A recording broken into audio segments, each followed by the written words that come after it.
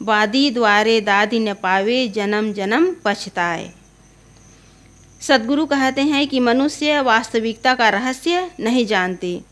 सब विवेकहीन बने भटक रहे हैं। वे नाना मत के गुरुओं की सभाओं में भी न्याय नहीं पाते। फलतः जीव जन्म जन्मांतर पश्चाताप करते और भटकते रहते हैं। अशिक्षित से शिक्षित, गंवई से शहरी, चपरासी से उच्चतम अफसर और शासक और निरक्षर से उच्चतम विद्वान जड़ चेतन की वास्तविकता का भेद पाए बिना अंधे बने भटक रहे हैं। यंत्र तंत्र मंत्र, गंडे, ताबीज, भूत प्रेत, देवी देवता आदि नाना मिथ्या कल्पनाओं में सारा संसार चक्कर खा रहा है। आदमी अपने ऊपर एक अदृश्य शक्ति की कल्पना करके स्वयं विमूढ़ बना है। जड़ और चेतन दो मौलिक तत्व हैं जिनमें अपने अपने गुणधर्म अनादि निहित हैं। इस भेद को न समझकर संसार की प्रायः हर घटना में किसी कल्पित देव को कारण मान लिया जाता है, जिससे मनुष्य के ज्ञान के क्षेत्र में निरंतर गिरावट आती है।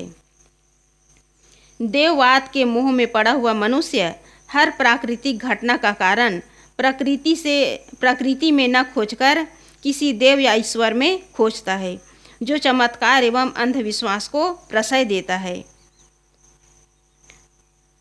ग्रह उपग्रह की गति, जड़ तत्वों की क्रियाशीलता, ऋतु परिवर्तन, वनस्पति, नदी, झरने, भूचाल, ज्वालामुखी, पर्वत, बादल, वर्षा, समुद्र की घटनाएं ये प्रकृति में होती है, तो इनके कारण हमें प्रत्यक्ष प्रकृति में ही खोजना चाहिए। लेकिन लोग कहाँ खोजते हैं? देवी देवताओं में खोजते हैं कि ऋतुओं में जो परिवर्तन होता है, जो भूचाल, ज्वालामुखी जो आती है, ये किसी कल्पित देवी देवता के कारण ये सब होते हैं। लेकिन जितनी भी प्राकृतिक घटनाएं हैं, ये सब किसी देवी देवता के माध्यम से नहीं होता, ये प्राकृतिक ढंग से होता है। ऋतुओं में परिवर्तन, बारिश होना, समुद्र की घटनाएं, उसमें जो ज्वार भाटे आते हैं, ये सब प्राकृतिक ढंग से होते हैं। तो लोगों को जड़ चेतन का ज्ञान नहीं है, इसी कारण वे यही मान लिए हैं कि इस सब को करने वाले कोई देव हैं, कोई भगवान हैं। आदमी बुद्धि, विवेक एवं अनुसंधान का इतना तिरस्कार करता गया कि वह करीब करीब हर बात में पोगापंथी हो गया। जब पंडित, विद्वान, महात्मा, नामधारी भटक रहे हैं, तब आम जनता का भटकना स्वाभाविक है। बड़े बड़े विद्वान कहे जाने वाले लोग भी किसी देवी देवता के आधार पर वे यही सोचते हैं कि वे हमारे सुख दुख के दाता हैं, तो आम जनता का भटकना स्वाभाविक है। सदगुरु कहते हैं, वादी द्वारे दादी न पावे। साधारण मनुष्य विद्वानों, वक्ताओं एवं गुरुओं द्वारा भी न्याय नहीं पाता।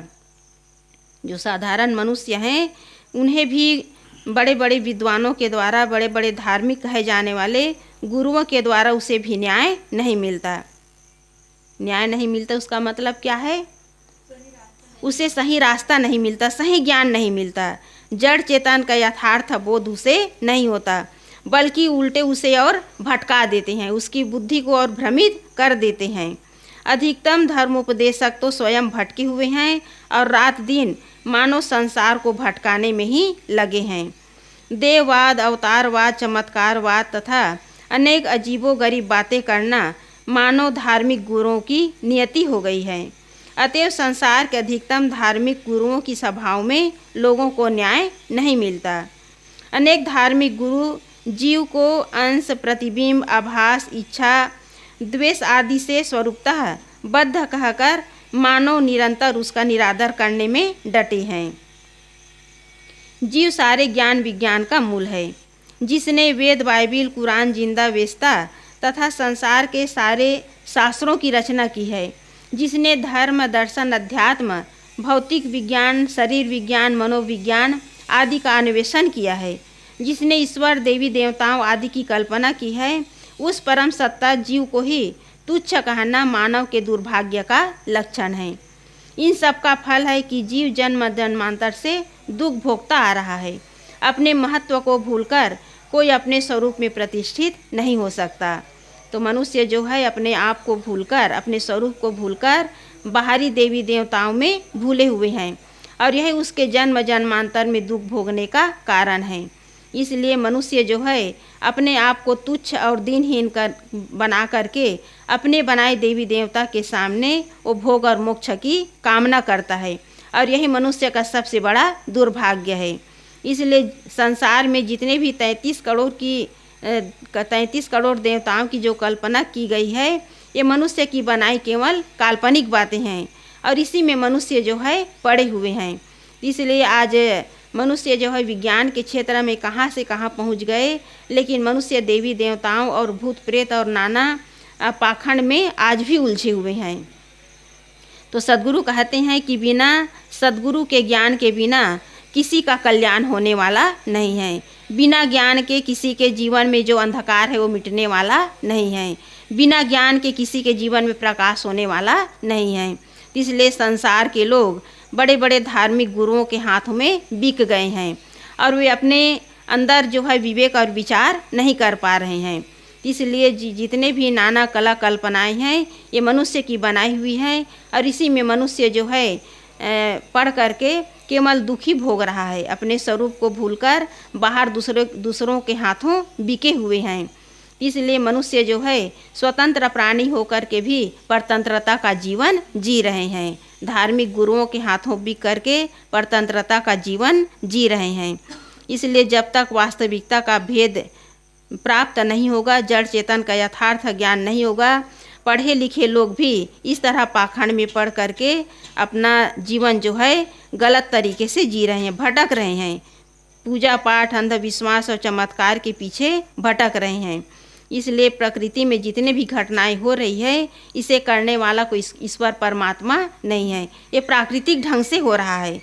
लेकिन लोग जो हैं विज्ञान के क्षेत्र में आगे बढ़ करके विज्ञान के क्षेत्र में इतना विकास होने के बाद भी, इतना आविष्कार होने के बाद भी मनुष्य अपने को दीनहीन और दुर्बल बना करके अपने दुर्भाग्य का बीज बो रहे हैं। इसलिए मनुष्य का सबसे बड़ा दुर्भाग्य है कि वो अपने आप को भूले हुए हैं, अपने महत्व को भूल करके, अपने स्वरूप को भूल करके वे दूसरे के हाथों बिके हुए हैं। तो इसलिए सद्गुरु यहाँ लोगों को समझा रहे हैं, सावधान कर रहे हैं। जब तक विवेक नहीं करोगे तब तक तुम भटकते रहोगे। इसलिए मनुष्य के अंदर विवेक और विचार हैं। जब तक विवेक और विचार नहीं करेंगे तब तक उसे यथार्थ बोध नहीं होगा, यथार्थ ज्ञान नहीं होगा। और विवेक जगाने वाले कौन है? संत गुरु। संत गुरु हमें विवेक और विचार को जगाने का प्रयास करते हैं। हमारे अंदर जो भटकाव है, अंधविश्वास है, चमत्कार है, उसे हटाने का प्रयास करते हैं। लेकिन लोग जो है समझने का प्रयास नहीं करते, क्योंकि अनादिकाल से जीव जो है अंधविश्वास में और चमत्कार में भूले हुए हैं। इसलिए जब तक मनुष्य जो है, आम जनता जो है विवेक और विचार नहीं करेंगे, तब तक इन धार्मिक गुरुओं के हाथों में पढ़ करके उनके जालों में उलझे रहेंगे और चमत्कारवाद और अवतारवाद, दैववाद में भटकते रहेंगे। क्योंकि जो धार्मिक गुरु लोग हैं उनकी नियति बन गई है लोगों को बेवकूफ़ बनाना और उनसे धन कमाना, ये उनकी नीति बन गई है। लेकिन साधारण जनता इस बात को समझ नहीं पा रहे हैं। इसलिए जब तक विचार नहीं करेंगे, सत्य क्या है असत्य क्या है, इस पर विवेक नहीं करेंगे, तब तक लोग जो है ऐसे धार्मिक गुरुओं के हाथों बिकते रहेंगे और ये लोग जो हैं भटकाने में लगे हुए हैं। तो इसलिए सार क्या है असार क्या है, जब तक इसका बोध नहीं होगा, इसका लोगों को ज्ञान नहीं होगा, तब तक लोग जो हैं भटकते रहेंगे। तो जीव जो है अपने आप को भूलकर, अपनी श्रेष्ठता को, अपनी महत्ता को भूल करके बाहर भटक रहे हैं और भटकते ही रहेंगे। जब तक सच्चे सद्गुरु के शरण में नहीं जाएंगे तब तक ऐसे लोग जो हैं भटकते रहेंगे और भटक ही रहे हैं। और उनका भटकना तभी बंद होगा जब उसे यथार्थ ज्ञान होगा। बोलिए सद्गुरुदेव की जय।